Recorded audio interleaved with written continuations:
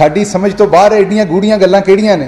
बहरहाल मुख्तसर बात यहां पर यह है कि ये जो एक इखलाकी गिरावट का मामला है, इस पे बात करना बहुत जरूरी है और हम इस पे बात करेंगे। इसको बहुत ज्यादा इग्नोर किया गया सिर्फ इसलिए कि ये बातें, इसका जवाब देते भी अच्छे नहीं लगे। इतनी गिरी हुई बात है कि इसका जवाब देने को भी दिल नहीं करता। खातून अव्वल के ऊपर बार बार हमला किया जाता है, ये सोचे बगैर। आपको इमरान खान साहब अच्छे लगते हैं, बुरे लगते हैं, आप उनसे सियासत कीजिए। आपको इमरान खान साहब की फैमिली अच्छी लगती है, बुरी लगती है, आप दिल में बुग़्ज़ रखिए। बट इस माशरे की कुछ इखलाकियात हैं। मसलन शहबाज शरीफ साहब की बेटियां हैं, वो मेरी बहनें हैं, मुझे उनके नाम तक नहीं याद। मुझे नहीं पता उनमें से कोई मलाज शरीफ में जाती हैं, मुझे नहीं पता किसी दरबार पे जाती हैं, मस्जिद पे जाती हैं। मेरी बहनें हैं, जो भी करती होंगी ठीक करती होंगी। नवाज शरीफ साहब की मरियम साहबा के अलावा भी एक बेटी हैं, मुझे उनके नाम का भी पूरा नहीं पता। वो हमारे लिए एहतराम की जगह पे हैं, हम कभी उनके बारे में बात नहीं करते। मोहतरमा कलसूम नवाज साहबा, अल्लाह उन्हें जन्नत में जगह दे, इवन उन्होंने सियासत में भी हिस्सा लिया, उसके बावजूद कोई एक स्टेटमेंट उनकी जात के ऊपर, उनके कंडक्ट के ऊपर, उनके कैरेक्टर के ऊपर पाकिस्तान तहरीक इंसाफ की तरफ से दिखा दी जाए। जब फर्स्ट लेडी के ऊपर बात की जाती है तो ये सबसे पहले आपको समझना होगा कि वो इमरान खान साहब की बीवी होने से पहले वो इस कौम की बेटी हैं। उसके बाद आपको ये याद रखना पड़ेगा कि वो एक मां हैं, उनके बच्चे हैं, उनके आगे बच्चों के भी बच्चे हैं। जब आप उनकी तहकीर करते हैं तो उन बच्चों पे, उनके नवासे नवासियों पे क्या गुजरती होगी। कोई आपकी नानी, आपकी दादी, आपकी वालदा की तहकीर करे, मैं तमाम आप लोगों से पूछता हूं, मेरी बहनें भी बैठी हैं, कोई आपकी वालदा की तहकीर करे तो आपको कैसा महसूस होगा। छोड़ दीजिए एक मिनट के लिए इमरान खान साहब को, फर्स्ट लेडी को साइड पे रखिए, उनके ओहदे को साइड पे रखिए। मेरा सिर्फ आपसे सवाल है कि क्या आप सबकी, अभी मलाज शरीफ में हमने एक कवाली का एहतमाम किया था, कुछ दोस्त आए थे, कि आप रिपोर्टर्स सबको, मैंने ये नहीं कहा था कि अगर आप अकेले आओ तो जितनों दी मर्जी आओ, मैंने कोई परवाह नहीं है, पर अगर आपकी फैमिली साथ आए तो मुझे बताइएगा, मैं आपको खुद आके लेके जाऊंगा। कहा था कि नहीं? क्योंकि आपकी मां मेरी मां है, आपकी बहन मेरी बहन है, आपकी बीवी मेरी बहन है। सो ये हमारे कल्चर का हिस्सा है। तो ये भूल जाया जाता है कि फर्स्ट लेडी बुशरा बीबी सबसे पहले पाकिस्तान की बेटी हैं, उसके बाद वो एक मां है, उसके बाद वो एक बीवी हैं। और अगर आपके पास कोई सबूत है, आसमा शराजी साहबा, अगर आपके पास कोई किसी किस्म का सबूत है, जो आप इल्जामात लगाती हैं उनके बारे में, किसी की इन्वॉल्वमेंट के बारे में आपके पास सबूत है, तो आपको पूरा हक है खबर करने का। मैं इस पनाह में नहीं जाऊंगा कि वो हाउस लेडी आप उन पे खबर नहीं करें, बिल्कुल करें। आप इस मुद्दे पे करना चाहती, इस पे भी करें अगर आपके पास सबूत है तो। लेकिन खुदारा आप अपनी ख्वाहिशात के घोड़ों के ऊपर बिठा के चीजें आप खबरें कर देते हैं, और बीबीसी जैसा आला इदारा आपको वो खबर करने देता है। उनका एडिटोरियल बोर्ड सोया हुआ था जब वो एक खातून की तहकीर कर रही हैं। मैं वो अल्फाज नहीं इस्तेमाल कर सकता, आप गूगल कर लीजिए कि जब आप एक खातून को ऐसे कहते तो आप क्या कहना चाह रहे होते हैं उसके बारे में। आप गाली दे रहे हैं उसे। तो क्या हमारे यहां खवातीन को गाली देने का रवाज आ चुका है, जो घर में बैठी हुई हैं, जिनका सियासत से कोई लेना देना नहीं है? मुझे यह समझ नहीं कि बीबीसी ने वो आर्टिकल कैसे छापा, लेकिन एक समझ जरूर आ रही है, एक समझ जरूर आ रही है। यह सब कुछ उस दिन होता है, उस दिन के आगे पीछे होता है, जिस दिन पूरे मुल्क में आकाए दो जहां मोहम्मद रसूलुल्लाह सल्लल्लाहु अलैहि वसल्लम के इश्क में सब झूम रहे होते हैं, जिस दिन वजीर आजम, उनका अहले खाना तमाम पूरे खुशो खुजू के साथ नबी करीम सल्लल्लाहु अलैहि वसल्लम के हजूर नजराना अकीदत पेश कर रहे होते हैं, जिन दिनों में, उन दिनों में एक फॉरेन मीडिया के चैनल के ऊपर ये मुगल्लजात जो हैं वो लिखे जाते हैं। मैं दोबारा दावत देता हूं आसमा शिराजी को, अगर आपके पास सबूत हैं तो आप टेलीविजन पे भी ये शो करें, आप स्टोरी भी लिखें, आपको ये सबूत देना पड़ेगा। बकरे कटने के, जादू टोना, पता नहीं आप क्या कुछ लिखते हैं, आपके पास किसी के बारे में भी सबूत है, आपका पूरा हक है स्टोरी करने का। आप तो कल को कुछ और कह देंगे, आप किसी के बारे में कह देंगे फलां बंदा घर में बैठा यूरेनियम इनरिच कर रहा है, फलां एटम बम बना रहा है, फलां ने जिन रखे हुए हैं, फलां ने चुड़ैलें रखी हुई हैं। अब तो कुछ भी कह देंगे। आप किसी को कहेंगे किसी का कारोबार ये कि वो चर्च के सिगरेट भर के घर से बाहर बेचता है, आप तो इसका मतलब किसी पे जो आपको हवाई आए बात आप कह दें। तो पहली बात तो यह है कि इस कॉन्टेक्स्ट को देखना पड़ेगा। 12 रबीउल अव्वल मिलाद शरीफ, नबी करीम सल्लल्लाहु अलैहि वसल्लम की इस दुनिया में आमद के दिन, जश्न का दिन, पूरी की पूरी कमिटमेंट और कंटेनमेंट के साथ प्राइम मिनिस्टर और उनकी फैमिली का उस दिन को मनाना, और एन उसी टाइम के ऊपर ये आर्टिकल लिखे जाने। पहली बात ये। दूसरी, मैंने कह दिया अगर कोई प्रूफ है तो बताइए। तीसरी बात, प्राइम मिनिस्टर मिठाई के डब्बे देके किसी को प्राइम मिनिस्टर नहीं बने। प्राइम मिनिस्टर लोगों के घुटनों को हाथ लगा के प्राइम मिनिस्टर नहीं बने। आप सबने कवर किया हुआ है इस प्राइम मिनिस्टर को, जब वो बारिशों में, आंधियों में खड़े होकर वो शख्स तकरीर किया करता था। आपने उसे कंटेनर पे सोते हुए कवर किया हुआ है, आपने उसके नॉर्थ वजीरिस्तान, साउथ वजीरिस्तान के मार्च कवर किए हुए हैं। गली गली, करिया करिया वो शख्स मेहनत करके प्राइम मिनिस्टर बना, अवाम के वोट से बना। उसके बाद वो जो भी फैसला करते हैं, जो फैसला भी प्राइम मिनिस्टर करते हैं, उसमें से कभी एन का लफ्ज ढूंढा जाता है, कभी फे का लफ्ज ढूंढा जाता है। एक शख्स जो एक सिक्काबंद पॉलिटिशियन है आजाद कश्मीर के अंदर, पहली दफा पॉलिटिक्स नहीं कर रहा, पहले भी पॉलिटिक्स करता रहा है, शरीफ आदमी है, वो वजीर आजम बना। मुल्क के 3 बड़े अखबारों ने लिखा, मैं हैरान हूं इनके एडिटर्स के ऊपर, कहां सो जाते हैं, क्यों नहीं पढ़ते। सहाफत उस टाइम कहां छुट्टी पे होती है, सहाफत उस टाइम क्यों सोई होती है जब लोगों की माओ बहनों को गालियां दी जाती हैं। उसके बाद तो मजहर अब्बास साहब और फहद हुसैन साहब और मेहर बुखारी साहब, आई स्टैंड विद आसमा शिराजी। और भाई पहले पता कर लो वो किधर खड़ी है। क्या आप सब गालियां देने के साथ खड़े हैं? आप हमारे भाई हैं, हमने मिलकर काम करना है, लेकिन क्या आप सब गालियां देने के साथ खड़े हैं? ये कौन सी सहाफत है? ओ जी वापस गाली दी जाती है। आप मुझे एक बात बताइए, आप यहां सहाफत करते, मैं आपको गाली दूंगा, गांव में बैठा आपका ताए का बेटा, उसको नहीं पता कि वापस जवाब कैसे देना है। मैं आपको गाली दूंगा, वो वापस आपको मुझे गाली देगा, वो आपके कंट्रोल में नहीं होगा। जब प्राइम मिनिस्टर उसकी फैमिली को आप गालियां देंगे तो फिर सोशल मीडिया के ऊपर लोग रिएक्ट करेंगे और आप फिर उसका लबादा लेके ये कहेंगे I stand with that person. भाई क्यों आप गाली लिखते हैं? क्या खत्म हो गया सब कुछ आपके पास? बस इतनी सहाफत थी आपकी, यही औकात थी आपकी सारी की सारी। कोई स्कैंडल नहीं मिला आपको प्राइम मिनिस्टर पे 3 साल में, तो आपको जिन, चुड़ैलें, टूने, सुइयां।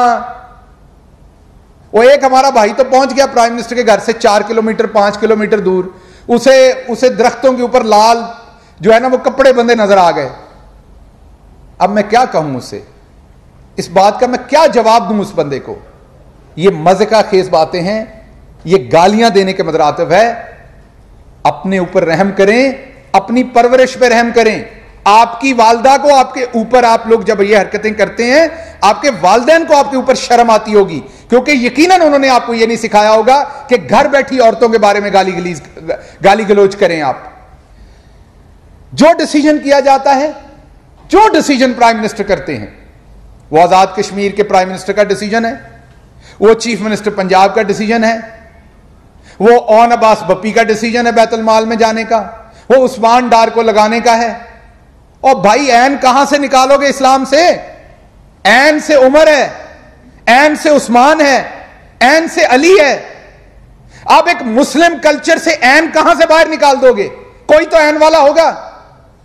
जो लगता है वो ऐन से आया है, और अगर ऐन कहीं मिस हो जाए तो फिर इनके गले में फे फंस जाता है। असल बात यह कि आपके गले में इमरान खान फंसा हुआ है और आपको उर्दू के सारे हिज्जे फंसने आपके गले में इंशाल्लाह। ये शीन से शहबाज बैठा हुआ है, इससे भी आपको बड़ी तकलीफ है। तो आपको तमाम हिज्जे आपके फंसेंगे गले में। आप ना सिर्फ ऐन फंसेगा, फे फंसेगा, शीन फंसेगा, बाकी और बहुत कुछ फंसेगा आपके, क्योंकि आपको अब वो माल नहीं बनता। आपको एक नोटिस आया था, एक मोहतरमा से मैं पूछता हूं एफबीआर का, तो आप किसी और घर जाके वहां से आपने नोटिस वापस करवाया था, जो कि मैं एफबीआर से कहता हूं दोबारा दें। मोहतरमा से पूछें ये F8 के अंदर इतना बड़ा घर कहां से आया था, जवाब दें इसका। सीडीए में अपने भाई साहब की नौकरी का जवाब भी दें, जवाब इन चीजों के दें। सियासत इधर करें, उम्रे और हजों के जवाब दें। कल परसों आप मुझे ताना दे रही थी कि आप सियासी माल पे पलते, अल्लाह का शुक्र है नहीं पलता, लेकिन मैं तो चले अगर पलूं भी तो सियासी पोजीशन के ऊपर हूं, एक हुकूमती पोजीशन के ऊपर हूं, मेरा तो प्रेरोगेटिव होगा रियासत से कुछ लेना। पहली बात मैं नहीं लेता, लेकिन लूं भी तो। आप किस चक्कर में लेते थे? रियासत दादी है आपकी, उस हिसाब से आप किस चक्कर में हज और उम्रे करते थे रियासत से? आप 11F सीट के ऊपर किस चक्कर में बैठते थे? तो आपको जवाब देना पड़ेगा कि यह गाली गलोच सहाफत नहीं है, और कोई इस सहाफत के साथ, मेरा आपसे जाती क्या वेंडेटा है?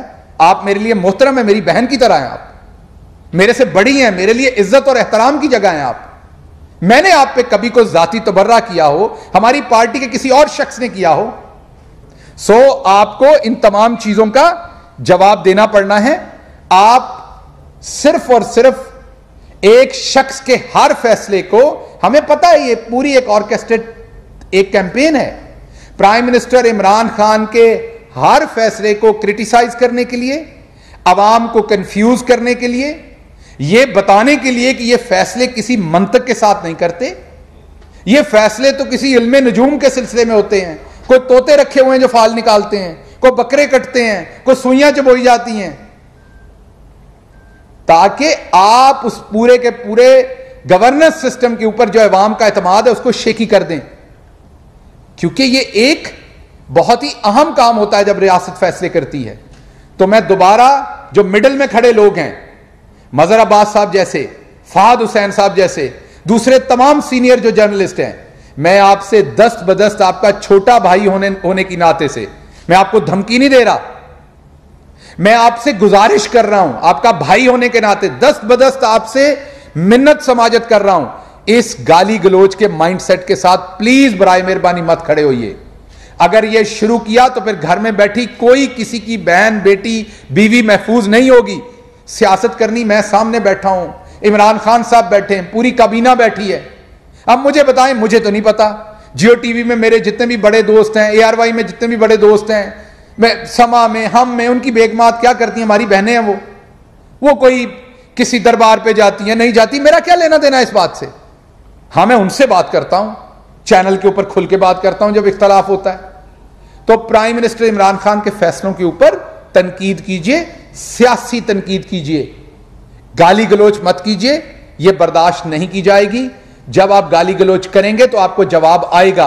और 12 रबीउल अव्वल जैसे दिन मत चुनिए, मत चुनिए ऐसे दिन कि जिस दिन आपको पता हो कि हम अपने हबीब सल्लल्लाहु अलैहि वसल्लम की हम इबादत कर रहे हैं, और आप लोगों को यह बताने की कोशिश कर रहे हैं कि हम जादूगर हैं, हम इबादत नहीं कर रहे, हम जादू कर रहे हैं। आप हमारे मजहब पे एक किस्म का हमला कर रहे हैं।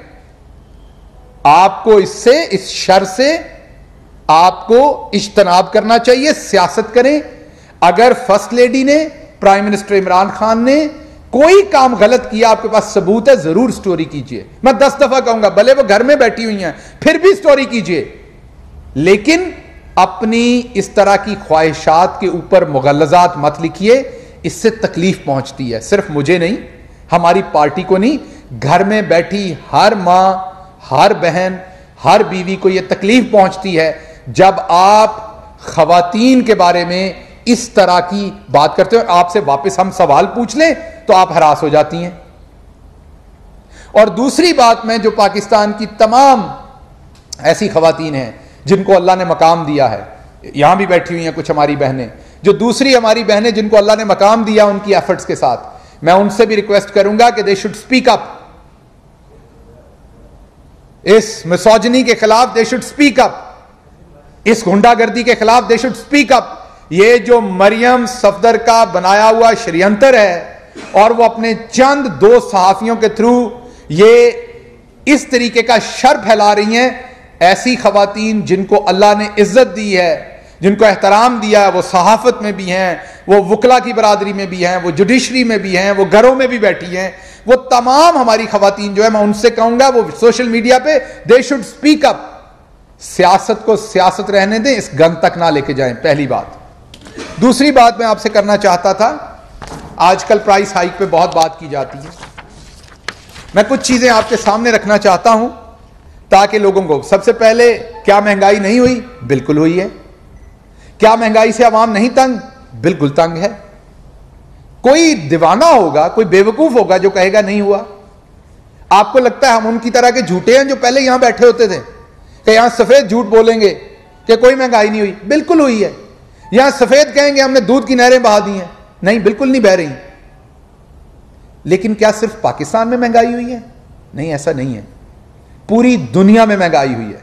क्या पाकिस्तान में पूरी दुनिया जितनी महंगाई हुई है? बिल्कुल नहीं। क्या पाकिस्तान में दुनिया से आधी महंगाई हुई है? जी, तकरीबन आधी से भी कम महंगाई हुई है। पेट्रोल पूरी दुनिया में 113% बढ़ा है। पूरी दुनिया के अंदर पेट्रोल की कीमतों में तकरीबन 113% इजाफा हुआ है। और पाकिस्तान में कितना हुआ है?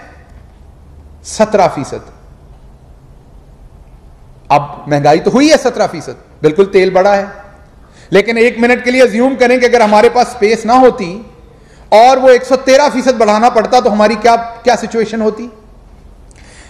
पूरी दुनिया के अंदर गैस 101% उसमें इजाफा हुआ है। मैं LNG वगैरह की बात कर रहा हूं। जो दूसरी गैस है पाइप वाली, वो तो बढ़ी नहीं 2019 से, आपको पता उसका रेट तो वही है। और वो खित्ते में सबसे सस्ती गैस मिल रही है लोगों को यहां पे। लेकिन जो LNG है वो पूरी दुनिया में 101% बढ़ी है। पाकिस्तान में उसकी कीमत अभी तक सिर्फ 17% बढ़ी है। पूरी दुनिया में खुर्दनी तेल, खाने का तेल जो हम सारा इंपोर्ट करते हैं, हमारे यहां नहीं होता।